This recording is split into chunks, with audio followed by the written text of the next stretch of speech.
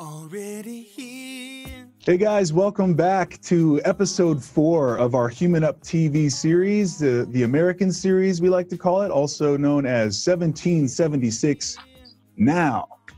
And we are bringing to life what could be seen as a relic of the past when we talk about the 1776 and the Constitution, but it's really a relic of the future, something we have yet to fulfill. And that's what this series is inviting all of our viewers to join us in, is participating in being a founding father, mother, or child of the American ethos of e pluribus unum, one nation, indivisible, a true democracy. And that's the title of today's show. Are we truly a democracy?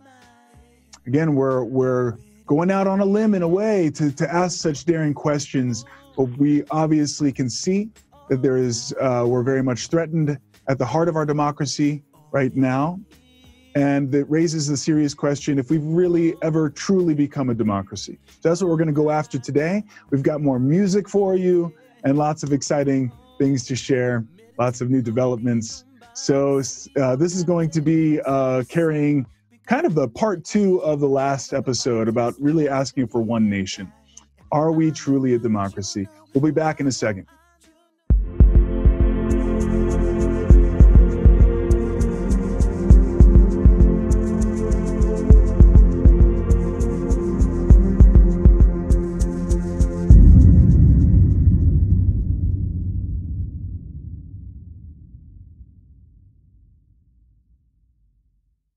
All right, let's get right to it. Today, we'd like to start with a song, actually, and this is a brand new video and recording of a song that I've been playing for many years now, nearly as long as I've been singing and playing guitar. And I brought this one in early because it's one of the songs that moved me so much like Imagine did and does. But this song was written by a songwriter known as Sita Garrett and performed by Michael Jackson, made famous and well known by Michael Jackson in the 80s. It's called Man in the Mirror. And as with all of the songs that I share and we share, I like to present them not so much as a cover tune of a song that was already written, but sort of as we like to refer to them lovingly as uncovers, to kind of help bring the song forth even more by trying to tap into the source of where the song comes from. So that's what I try to do as a performer, as a singer, is try to zero in on the not just the emotion, but the source of the emotion, if you will, and the message and the spirit of it. So we're about to share that with you right now. And Dad, if you'd like to say anything. I would. I think this is very important. I think it's wonderful. First of all, I'm deeply touched when you sing these songs. You've been doing it for years, to not only your own original songs, you're also a master yoga teacher, and you're living in the own zone, so to speak. So your art form and your voice comes out of that space. And as a primary original songwriter and singer performer yourself, when you would do and honor these, great artists, as you did with, for example, with John Lennon in the Imagine song, and also with Michael Jackson, it brings it to life to honor them, and because you're seeking to really get to the source that they're tapping as well, which is what we're seeking to do, is get to the source of 1776. Our founding fathers and mothers were tapping, right, the source. And that's the original source. And we all have to learn to gain that literacy to step up as citizens in this, USA that is calling upon us to step up out of the constraints we are. And the main thing I would like to see, that's so moving in the change, make that change, the man or woman in the mirror, right? There are two mirrors. There's a mirror here where we live. We live in this space, and this is the screen of our experience. And if you look in the mirror, it's going to be this mirror. We're going to see ourselves. And what change? We can make a lot of changes here. Obviously, all of the things. When we say change here, it means one thing. But when we say change here, to make that change, to step out of this binding, colonized space that captures us in ideology.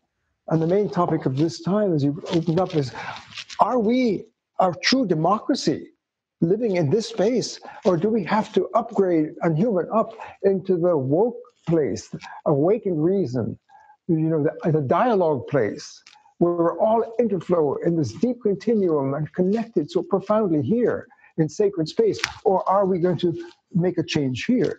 So this mirror is just going to reflect back and keep us within that space. So what I hear in your performance and in Michael Jackson's beautiful call, it's a call of the source that's always calling on us to step up into and make that change, to be a mature human being, a logos sapien, not a Lego sapien, a logos sapien, a dialogue sapien, a woke sapien, a US citizen in this case. Citizenship here, make that change beyond the fragmentation, polarization, dysfunction, violence that's going to inevitably come out here behind this wall of a colonized or a state of rational development. So a woke being here, this is the change that's being called for so beautifully in the song. So I hope that our friends joining us would enjoy it with us. Okay, here we go.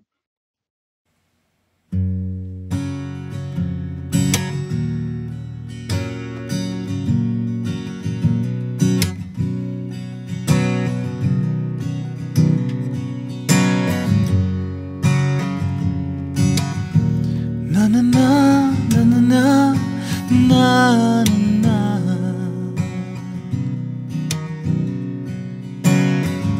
I'm gonna make a change for once in my life. It's gonna feel real good.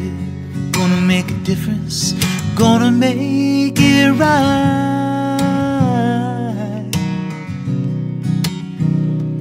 As I turn up the collar on my favorite winter coat, this wind is blowing my mind. I see the kids in the street without enough to eat. Who am I to be blind, pretending not to see their needs? A summer's disregard, a broken bottle top, and a one-man soul. They follow each other on the wind, you know, 'cause they got nowhere to go. So I want you to know, I'm starting with the man in the mirror, and I'm asking him to change his ways. And no message could have been any clearer. If you want to make the world a better place, you take a look at yourself and make the change. Na na na na na na na na.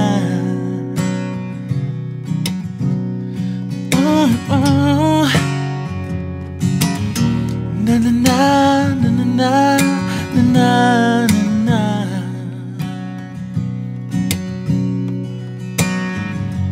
Been a victim of selfish kind of love. It's time that I realize there are some with no home, not a nickel to loan. Could it be really me, pretending that they're not alone? A willow deeply scarred, somebody's broken heart, and a washed out dream. And they follow the pattern of the wind, you see, 'cause I got no place to be. So I am starting with me. I'm starting with the man in the mirror. I'm asking him to change his ways. And no message could have been any clearer.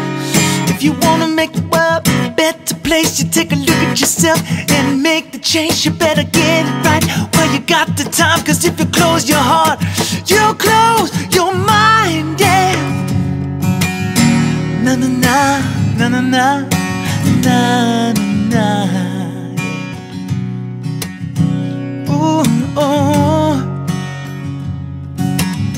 Na na na, na na na, na na na.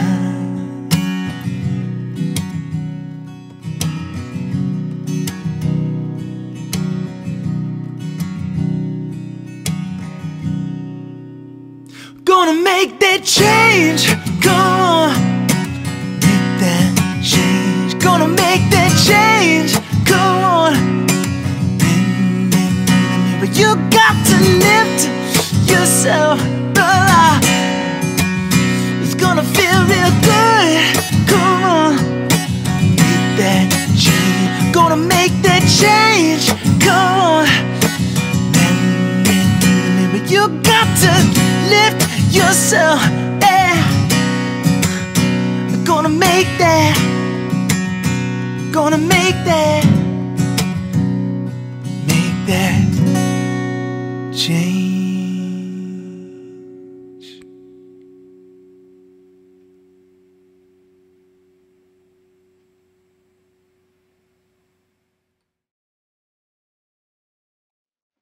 Very moving. It's really, in a way, it says everything. All of these episodes we've had so far are summed up in that, and certainly this one, Nathan.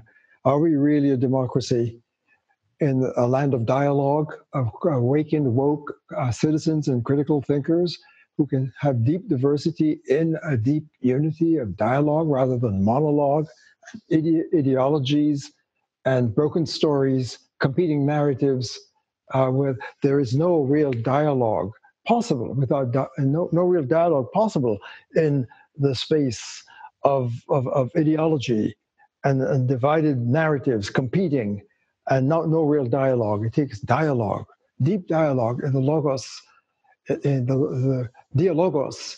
We've got to tap the logos together in the unum space in order to have a healthy, thriving we the people here. So how would you like to proceed? Just appreciating the depth of that song to make this change in this mirror, to mirror each other in the two different languages. Deep. This is I and it. This objectifies the other. The other is I'm here, and the other is objectified in content, whereas that's an it. But when we're here, the I and the other are connected in a deep relation. So relations here are deeper and real rather than relations here, which are artificial. When we have relations here in this space, they're not really truly connecting in compassion and love and ethics and reason and coherence, and because reality is an unum continuum. That's consensus of our great enlightenment, rational wisdom teachings, that reality in the infinite space is infinitely connected. It's a continuum. And yet somehow we go into a discontinuum of fragmentation. Technology.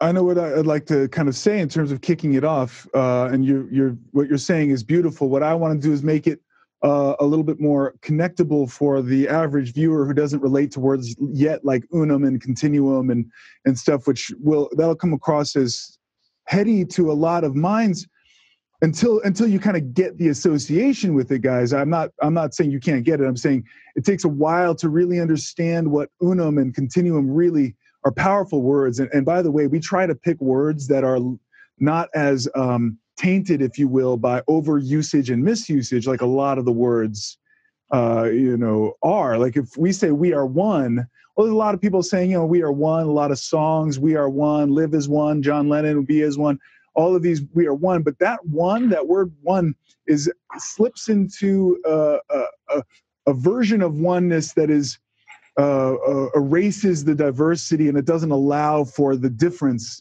and the richness of reality. We're calling reality pluribus unum, which means many and one, both. Okay, so to hold that thought with us, try to think of unum and continuum. Think of the word continuum like almost like intelligence, the ability to be coherent, the ability to connect the dots, the ability to make sense. We revere, we want things to make sense. We abhor nonsense at the deep. If something doesn't make sense, what is it that it gets to? It rubs against something in us as rational beings. And when something doesn't cohere, it doesn't make sense, it's not coherent, we get frustrated with that for a good reason. Because why? Because reality calls on us to make sense. That's when we say the word reason, try not to think of it as heady reasoning, logic, marks and equations on a chalkboard. A lot of people hear the words logic and reason in that light. Try to think of reason as just pure sense, sanity. And therefore, and this is where it brings it even closer to home, love. We all love to talk about love and peace. But here's something I'd like to throw out at you guys. Just because we want love doesn't mean that we're capable of love. What do we need to be capable of love? Well, we need intelligence, because intelligence is love. Intelligence facilitates love. So let me bring in one other analogy, and Dad, I want you to run with this because you use the word matrix a lot. And I want you guys to think about the word the matrix. We started using that because of the famous movie that came out in '99 with Keanu Reeves, as I'm sure many of you are aware.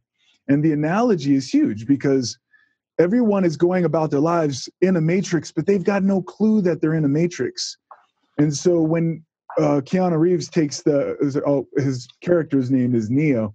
When Neo takes the red pill, he has a choice. The blue pill, which shall just stay in ignorance, in a kind of blissful ignorance, which the whole point of the movie is Neo wants to get out of the matrix. He knows there's something, and he wants to wake up to reality. He's representing all of us in a way, or at least those of us that are ready to get into what reality really is. Whereas the red pill, if you take the red pill, there's no turning back. And I want you guys to think of this journey that you're on with us as kind of like the red pill, because once you see what we're saying, there is no going back. And when you're prior to being aware of the matrix, which is being shown in that single bracket red space on the diagram there, prior to seeing that, you're in it, right? And just like in the matrix, you think it's reality, and you don't realize that you are using a discoherent, an anti-continuum, an anti-rational code, which funny enough is what we think is our reason. We think that we're totally sane. We think we're reasoning just fine. But I want to call that more like we're rationalizing to the hilt. So if we're not a democracy, what's blocking that? Well, if we don't have the intelligence and the coherence to facilitate love, peace, law, democracy, order, sanity, all of the things that we need that higher rational code for, what are we doing? Well, we're stuck in the matrix, which is the space of what? The space of ideology. This is where I want you to kind of really take it and run here, Dad, because we talk about ideologies a lot in the culture, but we almost don't realize how deep it goes, number one. And number two, we think that certain ideologies or extremist ideologies, those are the problematic ones. But what we need is just not extremist ideology. Well, what I'd like to bring out today is to show that all ideology and the ideological space, which is what that red single bracket space is seeking to call out, is the whole space is dysfunctional. The whole space, it's the pluribus without the unum. It's the diversity without the oneness. It's competing narratives, and in a way, we see a lot of the symptoms of gender unfairness between the genders and racial tensions and racism itself and supremacy of certain races.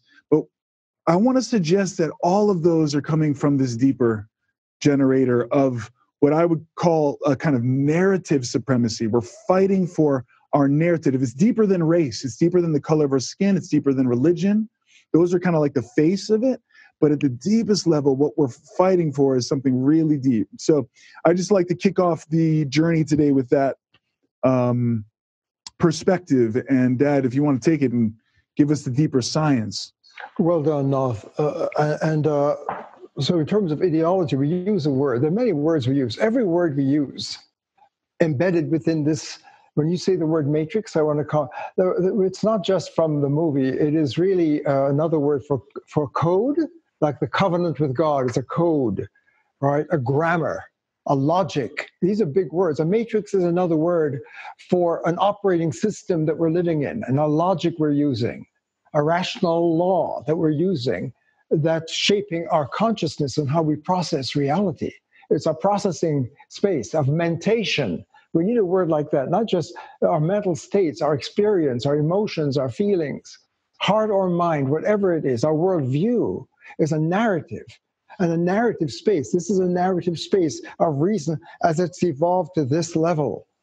The red mark has not been called out before. This hologram, by the way, we've said before, is a new breakthrough of research that allows us to now take a stand back from being immersed within a space we didn't realize it. In order to see this, you have to step back out of this space of seeing. The red lines indicate a technology, a mind operating process, a logic, a code, covenants, laws, rules, principles. All of this is a matrix. And the matrix is the space in which we live. And this line here, wherever I or we are, the culture, my group, my homies, and me, I'm raised in a culture. What's that? It's a narrative, and it can be complex narrative. It can have a religious narrative, a scientific narrative, a psychotherapeutic narrative, a narrative of other worlds, indigenous, and so forth, a gender, feminist narrative. We can live in multiple narratives, but we don't understand that when we're narrating, we're using a technology of language, word power, reason power at this level. And we can't see this. This is like when you hold it back, this red line is invisible. We're living here and we're seeing this. And we can have many diverse, boundless ways of seeing. Look across the planet. How many worldviews? How many narratives? How many stories? And we come out of that story. Whatever story I'm holding, here's my lens, and here's what I see, and I can change my lens. Here's me as a religious person. I believe in the Bible. I'm a Christian. I'm a Muslim. I'm a Jew, for example. I have a view of the world in that biblical space, but I'm also a scientist, and I can have a scientific vision of nature and the world from that, and I can have multiple different lenses. And this is a space in which political life, a cultural space, if USA example is a multi-pluralistic cultural perspectives, and we want to honor the diversity, those narratives are ideologies. So the word ideology is eidos, ideas, the cluster of ideas that gives me my conceptual mind space, my view of the world. And how do I make sense of my world? The point you made about sanity and sense, there's a deeper way to make sense in the unified space of a holistic space, and not here. So the question building in our fourth episode, are we in USA, to the extent that people across the planet, all cultures, are at that stage of evolutionary rational development and tapping word power, mind power. And the point you're making, which is so important, the mind technology, the processing that we use with our minds to make our world and our experience and worlds really come out of the worldview and the narrative that I'm living. And that's my culture.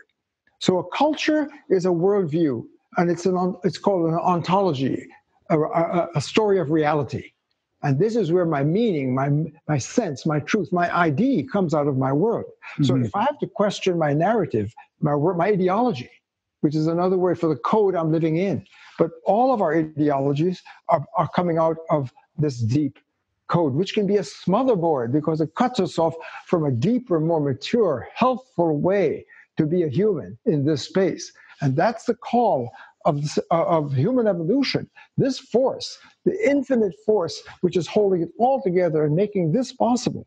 We couldn't have a narrative, even though we deny a force. If we say there is no God, there is no source, there is no reason, whatever, you couldn't say any word without the infinite word support. So all of our narratives are being supported. That's what this arrow means. We couldn't have any story, any narrative, any worldview, competing though they may be. And you can have opposite worldviews here. They can be oppositional, but they're still in the same boat. Yes. Huge Yeah. point. And there's no quality control out there for this. It's like we're left to just run, no accountability to a higher form of reason. So we're allowed to just have at it with the words and just spin doctors and all kinds of ways that we twist reality, alternative facts, and all these things. That's what we're seeing now, in other words, as a result of what you're pointing out there. That's right. It's being supported by the source word, the source matrix, if you will. But this place that we're in is using it while simultaneously ignoring it, denying it, and kind of slashing it out of our awareness. And that, in a way, is the worst form of plagiarism. And that's a huge point. That's really the central force of what we're doing in this American series of 1776, for example. The wisdom of our planet is calling us to rise here and is speaking this level of language. Very important. Can we have language and culture outside of ideology? That's the whole point. When we have the double parentheses, it's a technology of a deeper technology of word power, mind power, rational power, personal power to make our experience process. Because when we experience, our minds are working. We're interpreting. We're making sense of it. And we have a code. My culture gives me my code. My ideology is a code. It's a meme. It's a worldview, and it gives me reality. And so which reality story is going to dominate and win and preside in the space? This is a competitive space of all of these different worlds that we can have across the planet.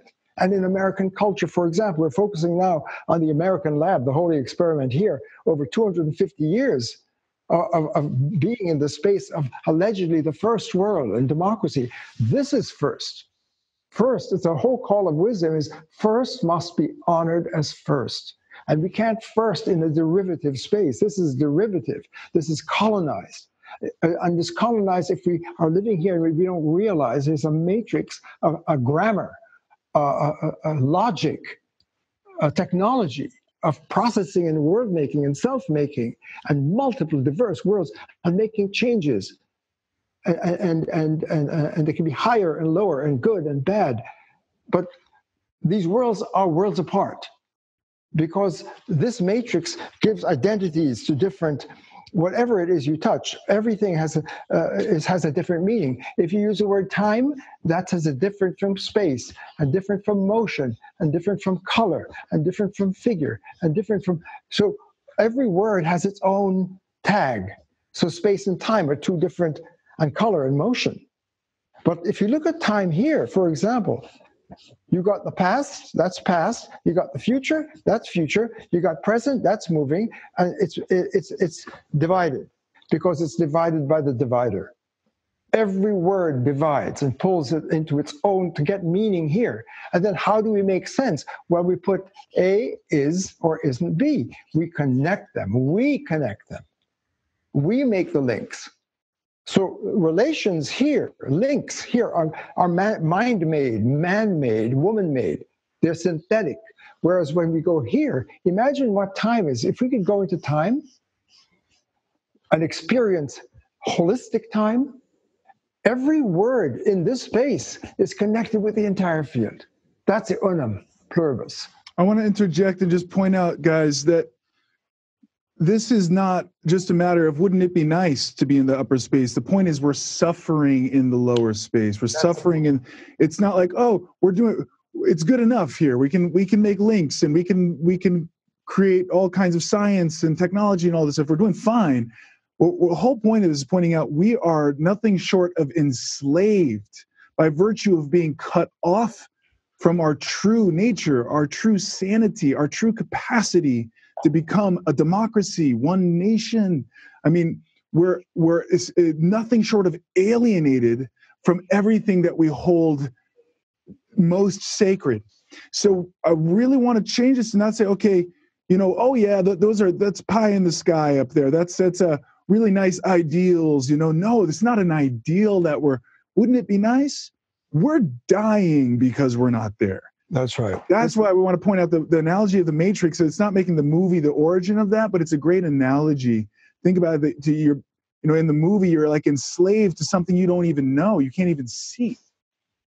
So the analogy is purposeful here because if we want reality, which is the only place we can find democracy, peace, love, happiness, life, liberty, the pursuit of happiness, the founding principles of our sacred nation and this holy experiment, then we are unwittingly colonized.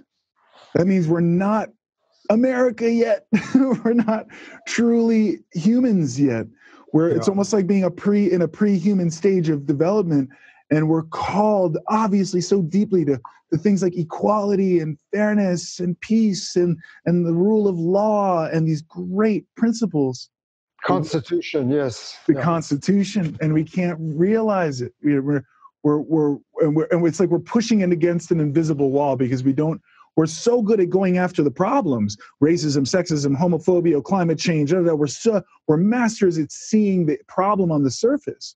But all those problems are being etched out in the single bracket space that we're just seeing it as a different issues. We can't zoom out and see, oh my God, they're being generated by the same matrix. This is huge, Malcolm. This is huge. That's not been seen before. Because when we're doing our diagnostic, as brilliant as we use reason and a scientific lens, we have which is another ideology. A religion is an ideology here, right? It's a story. It's a narrative. My gospel. I've got my gospel. I've got my Quran. I've got my Gita. I've got my Buddha. Whatever. I've got whatever script. The script here. It's working with this matrix and logic and stage of word processing and life processing. My life is here. And those links that we make them to put the pieces together like Lego pieces. This is Lego land, but this is logosphere. This is a logos. And this shift from this space to that space, this is a deeper power of language. It's a deeper technology that our great scriptures and enlightened teachers and wisdom have been calling us to tap a deeper language, a deeper logic, a deeper code. This is a code, and this is a code. This is a matrix, this is a deeper matrix, a holistic matrix. And the point you're just making is when we're living and diagnosing and reading and interpreting with the best science and the best minds using, say, where there's racism and sexism and homophobia and gun problems of gun violence and opioid addictions and suicide rates and so forth, and degradation to the ecology, climate change, and all of that. Here, we're not seeing that there's something generating all of those pathologies. Exactly. This is new. This is medical ontology. Mm-hmm. When you step back to get the language of being, of reality, it opens up a deeper way to understand the pathologies and dysfunctions that are generated by this red line pathology. And if we don't get that, we almost strengthen the thing that's causing the problem. That's right. By trying to fix it in that same place. That's right. Our best activism here, based upon the limited diagnostic we have here in this space, single bracket X, right, it's a misdiagnostic. The information we get here is misinformation. Mm-hmm. It's disinformation. So any word, do an experiment, Nathan. If I can go from single bracket time, calendar time, clock time, past, present, future, it's divided as everything is, and I can go into now power. Why? This is important because every point in the field is connected infinitely with everything else. That's a continuum. That's the unum pluribus space. It's sacred. Every point. Here too, because where I am, that point is here. So that if we look at maybe I'll just do this for a moment. If I say I, then my higher self is with me already. And so the make that change is to step back from being colonized from this. And there you are already. It's not, you don't have to go from here to there. Mm-hmm. Every point in the field is sacred. Whether it's here in our artificial cut off space, any point here is still sacred. And the point is to open it up, to go from this to that. Right. And I would invite us to just, when we have time to think about this, any word we use in our language in this space, imagine going into its released, upgraded, corrected, deeper word. From English to Zenglish, to playfully say it, Zen, the Zen language, for example, go from time to time, to go from love to love, from language to language, reason to reason. 1776, 1776. USA, Yes, USA. exactly. And and also to bring it home from yourself, which the self can be a kind of prison, a kind of mental slavery, and to go to I am and who you really are is the ultimate liberation and bliss to be who you are. So you can be free physically to move about the cabin, so to speak, to move about the USA. And, you know, my freedom to swing my arms ends where your nose begins, as the saying goes. You know, and you can have the illusion of freedom. Physical movement is not freedom. Freedom, you can have all that freedom to move freely. You can have all the money in the world to go anywhere you want, anytime you want, but you're not free because you're in a mental slavery, which I think it would be a good time to bring in Marley at this point, because I want you to hear this song, redemption song, in a new in this context, and see it as to emancipate yourself from mental slavery is one of the lyrics. That's the point. Leave. Yeah.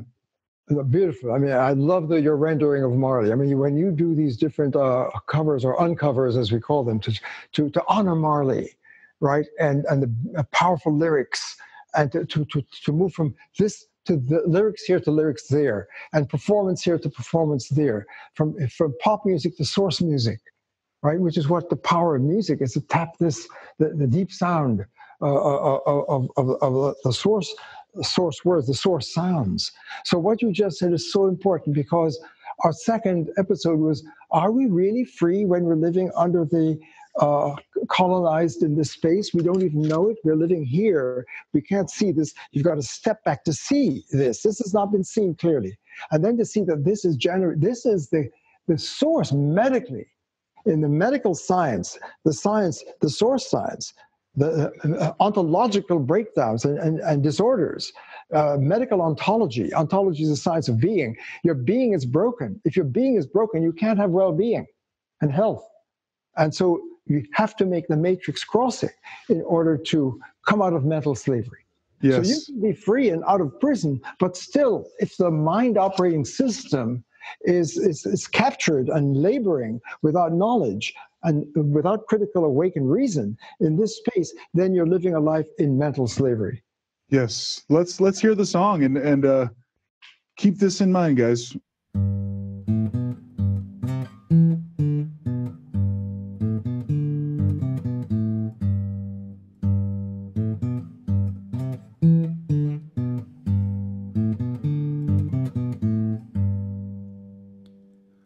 Oh, pirates, yes, they rob I, sold I to the merchant ships.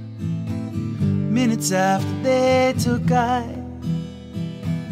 from the bottomless pit, but my hand was made strong by the hand of the Almighty. We forward this generation triumphantly. Won't you help to sing these songs of freedom? 'Cause all I ever had, redemption songs, redemption songs. Emancipate yourself from mental slavery. None but ourselves can free our minds. Have no fear for atomic energy, 'cause none of them are gonna stop the times. How long shall they kill our prophets while we stand aside and look? Some say it's just a part of it. We've got to fulfill the book. Won't you help to sing these songs of freedom? 'Cause all I ever had, redemption songs, redemption songs, redemption songs.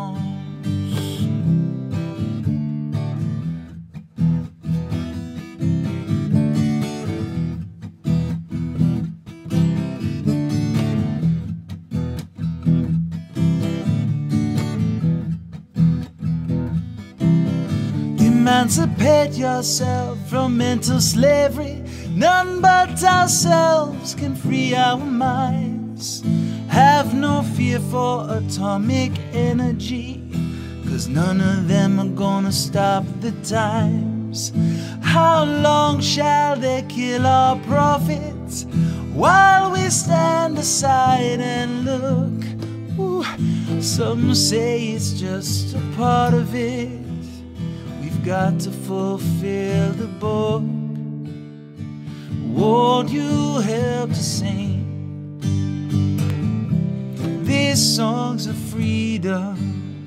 'Cause all I ever had, redemption song.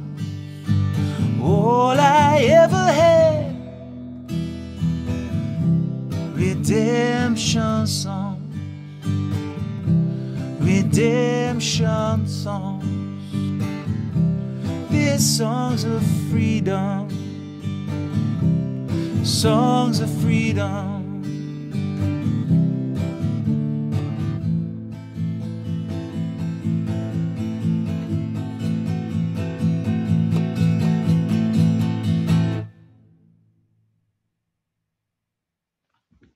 Really bring it to life. Redemption, atonement, putting first, healing, medical healing to well-being, emancipation. And that's the Emancipation Proclamation. We could end slavery in one form here, and that's so vital. And it's a great moment, freedom at last from slavery. That's slavery of captivity, but there's a deeper captivity of a mind-operating culture code that we're living, that is shaping and presiding over all our lives, all of our worldviews. And in this space, because it is a divider and a slasher, that when we see the fragmentation and polarization and ideological culture wars, religious wars, and all kinds of violence generated by the matrix itself, by the code itself, that's not been seen. And that is the deepest form of slavery, of a mind operating process is cut off from the connective, the healthy flow. This is dialogue, dialogos. I and the other. The I is emancipated. My being is freed here. And this is the life, liberty, well-being, happiness of 1776. The call is to emancipate from colonization. Removing the British, the monarchy was important. No question about it. Vital. Ending slavery, absolutely major. Women can vote. Women are equal. Yes, civil rights, all important. Gay human rights, that gay people are human and deserve full human rights. All of us are endowed by the source with unalienable rights. So here it's monologue, because when we're talking and having alleged dialogue across our divided worlds and different ideologies, we can't really connect and find the common ground across here, because there's no common ground. The common ground is the unum pluribus space of the unum flow of reality itself. Right. Reality united. And that's really the refrain that I keep hearing in these last couple episodes. Again, we can want equality. Your cause can be righteous. It can be noble. You can see an objective issue like racism. But guys, it's so liberating when you realize, oh my God, it's deeper than racism. It's deeper than homophobia. And the cause is, it's not about being of a certain sexual orientation or gender affiliation or color of your skin. And therefore that's your identity. And then your identity becomes predicated upon asserting, I am white, I am black, I am gay, I am straight, whatever I am woman, I am man, all the things that we do to try in this space to then, stand up for ourselves, which is brave and noble, but futile. Because again, what we end up doing is increasing the polarity by using the very technology that generated it to begin with. So we have the theory that, my people have been subjugated. True. So what do we have to do? We have to rise up and fight back to the oppressor. And here's the big deal. We think the oppressor is the person over there, whether it's the white male or it's the Republicans or it's the Democrats or it's the this or it's the that. We're really good at finding a bad guy. But what we're doing when we do that is we're staying here in the mental slavery, which is the real perpetrator. That's the real bad guy, the one that's causing the dehumanizing effects of all of the symptoms of racism, homophobia, sexism, all of that stuff that we call out, the degradation to the environment, and every possible violation that you can think of is being generated by this code. And then what we do is we go after the symptom, we go after the face of it. And so, but we don't actually cross into the space of real equality. That could be a tough pill to swallow, to think, well, shoot, that's everything I live for, is fighting for equality. Could I have misdiagnosed the issue? And that's what we want to invite you. That can be a scary moment to face that. But more importantly, it's a very liberating and freeing and exciting moment, because now we can really realize equality and fairness and justice and love and peace and all the things we purport to want here, but we have been incapable of bringing it and making it a reality here. I hope that comes across in all of this that we're sharing. This is very important, Nath, because when we have the opposite, our other here, we think we're not in the same boat. It's extremely important in this source science hologram that now says, is this where our human condition, our cultures are living, in this space? And we didn't see this technology that's objectifying. The thinker, I or we, my culture, my people, right? Experience. And here and that's the object, it. So there's a line here that's extremely important. Mm-hmm. To see between the thinker and what you think, the experiencer and what we experience, what I feel, what I know, what I intend, what I hope for, all of that's going on here.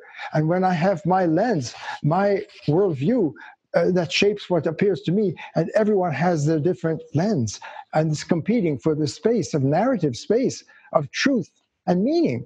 This is very important. What is the highest value, and what is true? What makes sense? That's reason.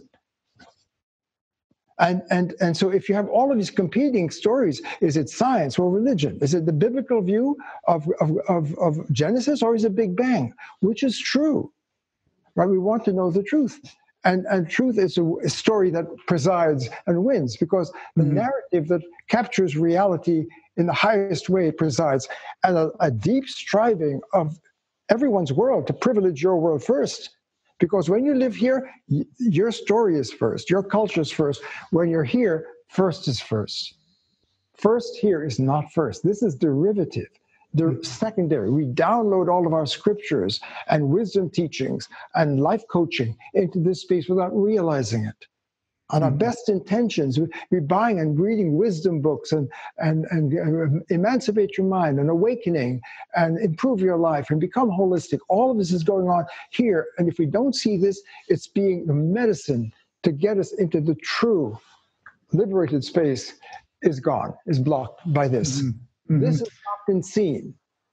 Right? So this is what we're pointing out is, so if we're objectifying ourselves and others, will that lead to sexism? Yes. Racism? Yes.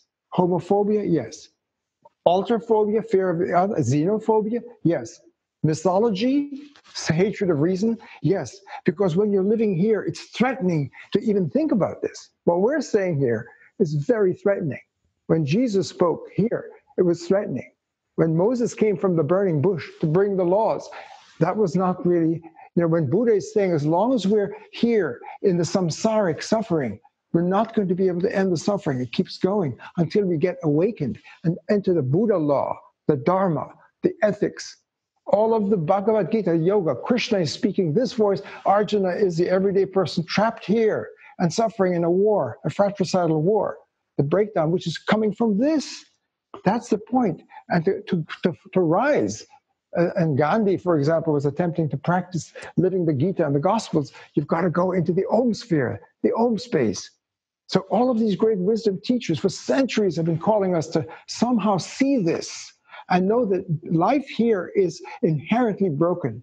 Our being is broken, our meaning is broken, our value is broken. There's an emptiness, there's a vacuumness, There's a vanity here. And so Jesus is saying, unless you die, you can't be born. What is dying? Detachment from this. What is 1776 opening saying?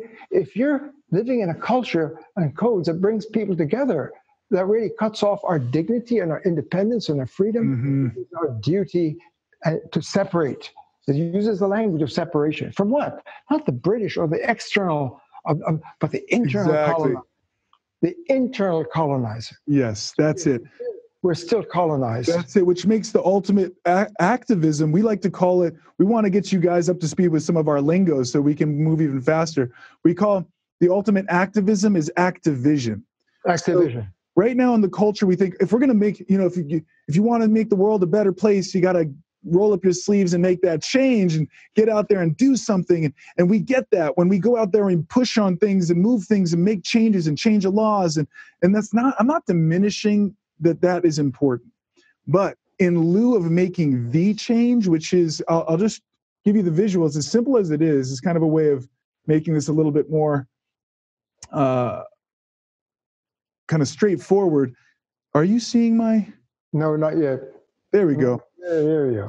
So of course, the infinite space, we want to show that that's really the symbol of love, the embrace of that which sustains all. You don't have to call it God, call it reality, call it source, call it the universe, call it nature, call it reason. But we keep showing that this is the picture of the liberated self. And that's what we're really after. Freedom to be is the ultimate freedom. But there's an internal oppressor here. This is what 1776 was really trying to point out. The internal oppressor that cuts us off from our true nature. So it's not that we have to get somewhere where we're not already. We're already here. We're already in the embrace. It's much more the ultimate activism. The ultimate activism is activision.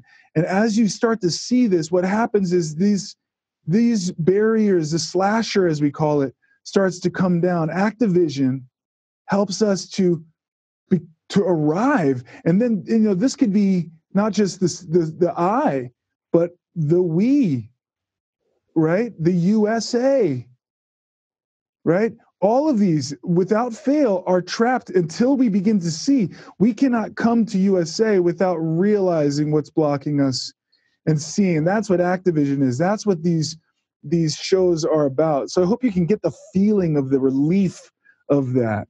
We, the people, USA, and the person, the individual, and the indivisible nation. And so I really feel that, Dad, you did an incredible job in bringing that a kind of new declaration of interdependence, which is interdependence is like a word for that space in the double bracket space where instead of being I versus it, so everything outside of the self is an it, including other people, other cultures, and it's the source of the phobia that we're speaking of. Whereas the I, thou, recognizes the difference and the sacredness of the difference of the other, whether it be nature, the other, even the self, and yet it can have oneness, it can have love, it can have flow, it can have dialogue. So you wrote some years ago, I think it was 2012, a declaration of interdependence, which I think would be very timely to bring up now to read that. I'd be happy to do that, Dal. Just to say a few words before you put it up on the screen, is that to realize that, to sum up much of what we said about ideology, living in a land of ideology, a Lego land of artificial units and connections that we make and conventions that we agree to. You don't agree to this. You don't vote on this. You have to realize it, right? You don't vote on Onum. Onum is reality, and we have to honor it and put it first. So that here is a place of monologue. Your lens is first, and that's what happens in here. And the different worlds and different ideologies, the different narratives are competing for supremacy. I've got truth. My truth is first, because this is where the action is, and that's monologue. So even when we think we're doing dialogue here, it is still monologue. But to get to dialogue, to open up, you've got to step back from the privileging of the lens and being trapped in the colonized space. The path to dialogue, from monologue to dialogue, is where we discover we are interdependent. And this is the collective wisdom of the planet, that reality is a unified flow, an I and other, I and thou. This is ethics. Treat the other as yourself because you're interwoven. The I, thou is sacred. This is a sacred relation. Relations, love is sacred. It's unconditional. I and you, the lovers are connected. Marriage is here, right? And so dialogue, deep dialogue, dialogue is where you're opening up the boundage of your lens to open to the other and stand open to whomever the other may be, to really open conversation and common ground. And that's the place of democracy. That's we the people are here.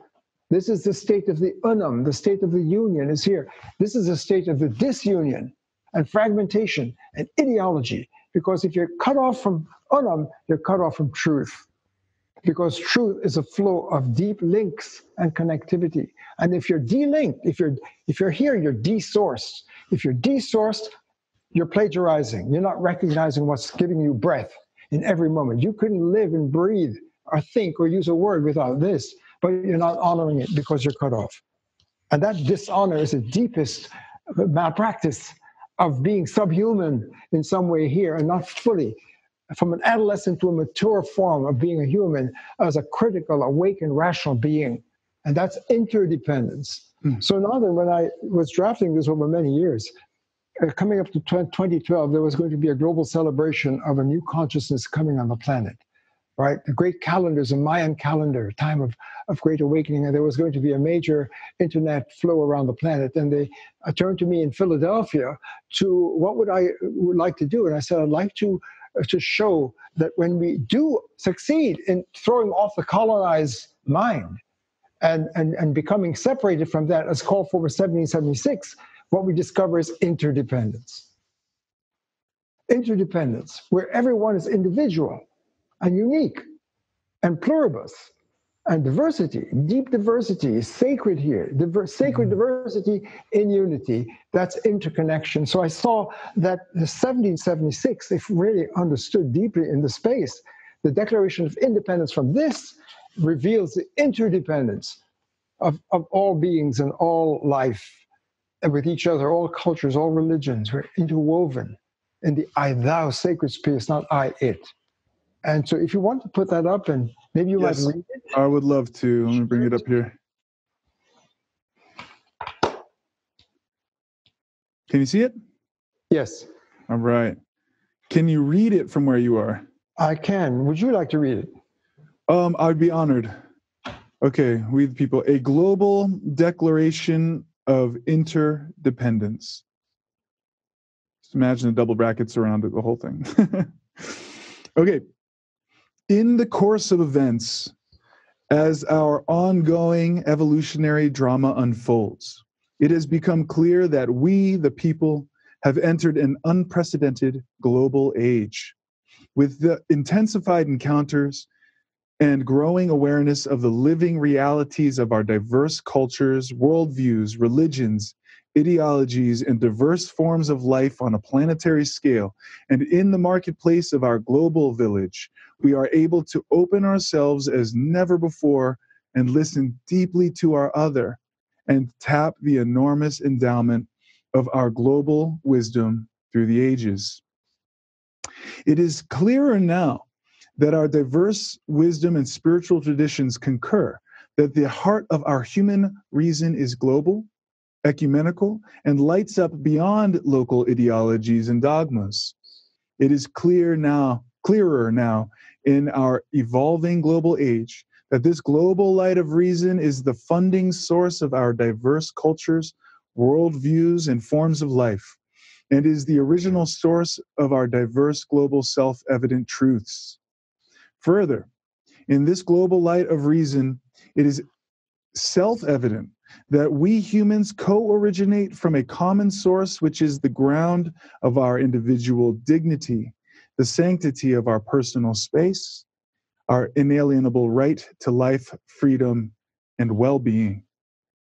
And in the evolutionary course of events, it has become unmistakably clear that when we humans are lodged or trenched in monocentric or ego-mental patterns of self-making and culture-making, this level of literacy and development produces fragmentation, polarization, alienation, dehumanization, and boundless forms of personal and cultural dysfunctions. Our personal, cultural, and ecological crises trace to such mental practices.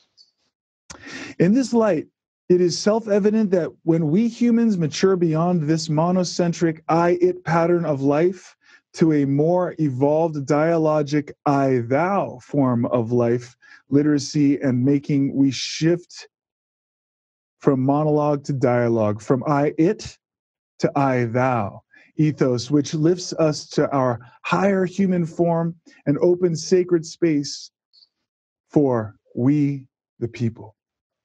Furthermore, it is now evident in the global light that our entrance into our evolved global age urgently calls on us, individually and collectively, to declare our independence from all personal, interpersonal, and cultural patterns of self-governance that eclipse, suppress, repress, compromise, or violate our sacred right to life, dignity, freedom, and well-being at the personal and collective sanctified spaces. Nathan, if you'd like me to help take over here and give you a break, I'll be happy to help you. I may as well bring it home if you don't mind. Please do. You're doing a beautiful job. Okay. I'm loving this. Finally, the ecumenical light of reason teaches that diversity and unity is sacred, and that all persons are equal across gender, ethnic, racial, religious, ideological, political, economic, and generational lines, and as such are entitled to the highest degree of life, freedom, and well-being.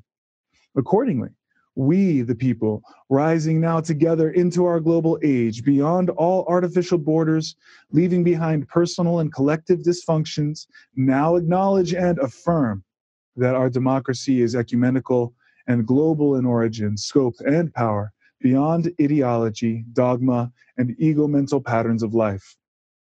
We hereby recognize that we humans are and always have been intricately interwoven together in the fabric of life, in the dialogic I-thou commons of personal and civic space, interdependent with each other, with all life, and with sacred nature and earth.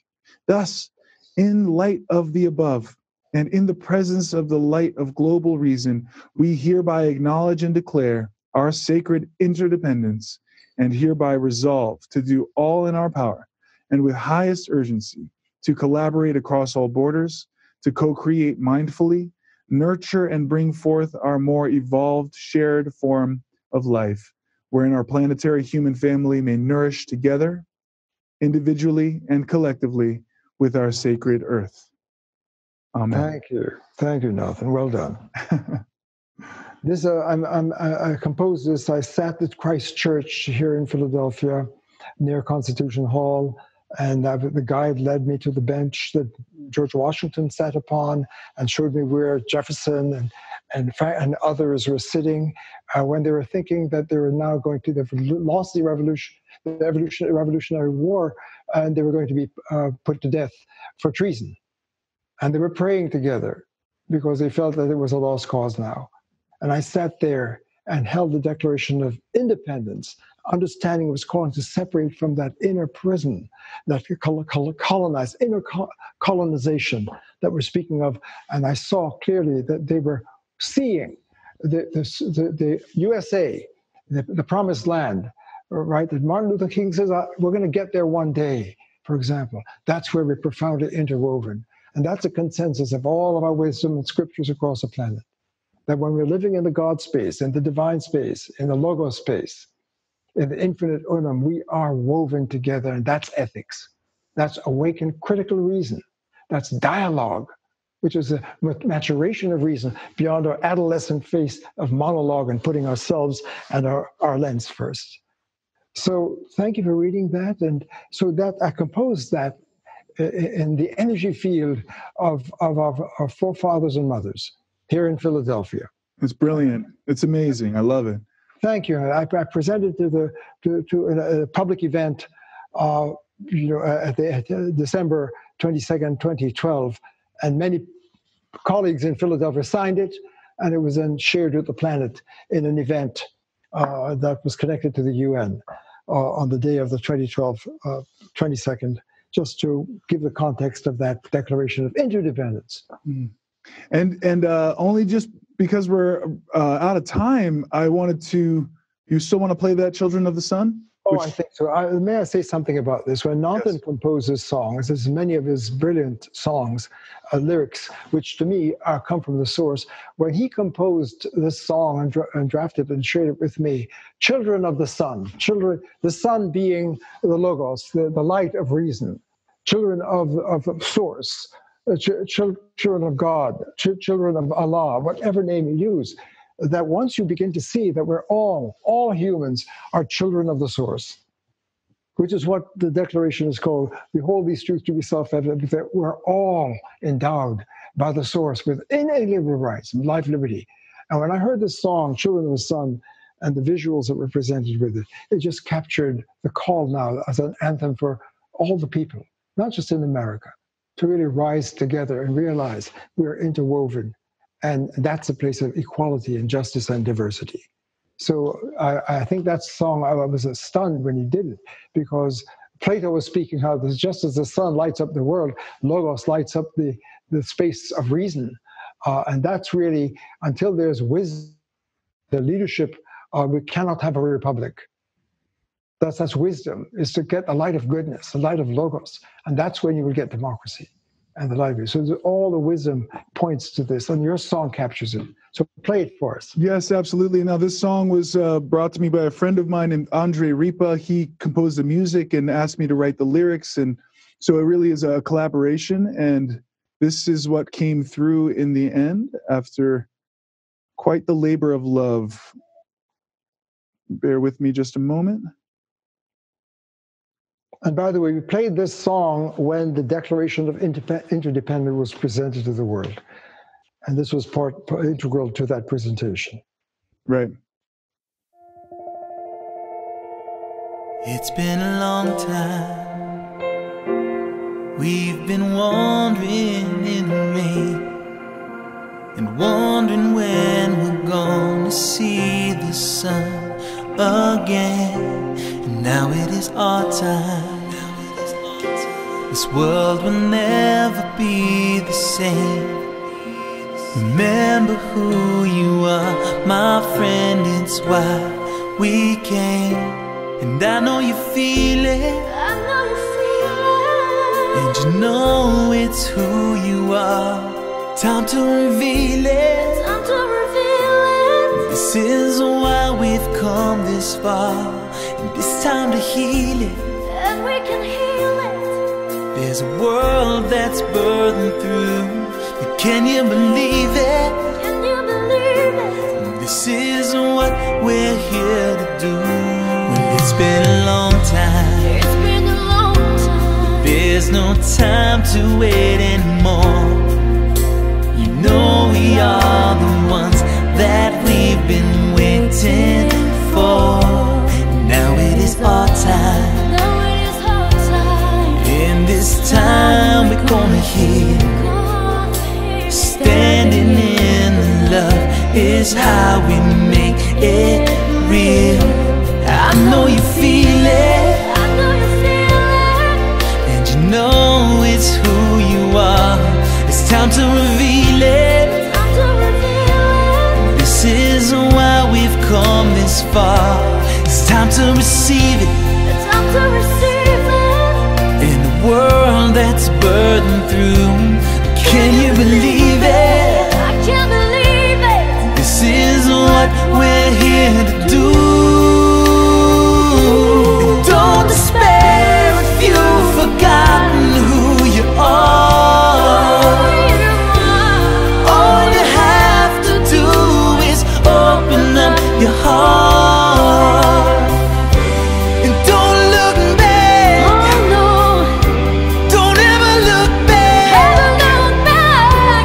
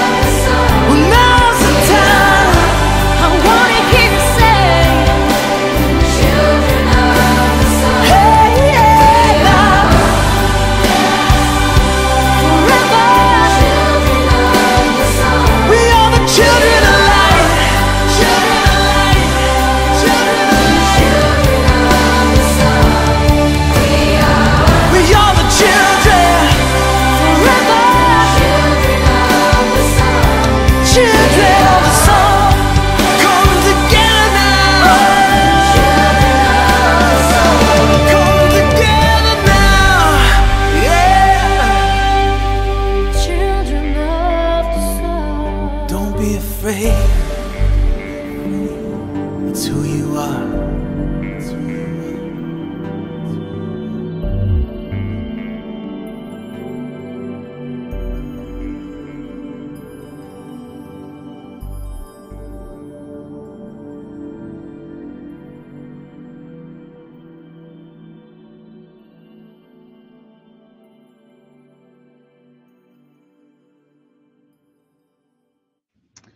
Whew. Very powerful, very moving. Been a while since I watched that. Got me all emotional. It does really, it's a great note to end on, and say that it's time to move out of a colonized space where we're living in ideology and we are cut off from the truth and a higher truth that edits and reviews a critical thinker, an awakened being.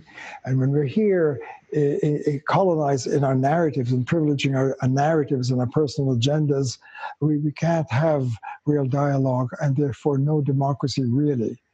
We have an egocracy, but not a demos, we the people. One nation, undivided, indivisible in the rationally awakened light of reason. As we mature and human up as mature human beings across all generations, for all people. And that the American holy experiment is an amazing lab to model this, to be leaders of the free world really, and to take the lead in manifesting and modeling what a really awakened culture would be like, in the ethos of democracy, the ethics of democracy, I and thou, the sacredness of each other, and diversity in that unified ongoing space. And we must step forward as the founders. If we're going to honor our founding fathers and mothers, they were pointing to us to inaugurate America, the unified, out of colonized life and colonies. We're still colonized. We're still colonies. And we have to rise into a free people of the first world in the first space. And so that really, that song, we're children of the source. And it's time to get this. We have to do this to survive. It's a big deal. And that's the land of the free and the home of the brave, not the home of the slaves. So thank you for that beautiful song and the lyrics, Nathan. My pleasure. And thank you, everybody, for tuning in. We hope to see you next time as we continue to take this deeper with more source science and song. So once again, thank you, and please come back. And Nathan, I'd like to end by saying that what we're presenting here in the American series, this 4th episode, there's a context where Nathan at the end of this will show you. Unumbeing.com has many different developments of this over so many years. And the Human Up TV, which is now deepening and going, and my website, awakeningmind.org, there is so much. I have 28 meditations, guided meditations to source life from here to here. 28 guided meditations, over an hour each. So we've so much is already there for you available, and we're trying to distill it and bring it to our to the public in this format. So I'm glad you brought that up.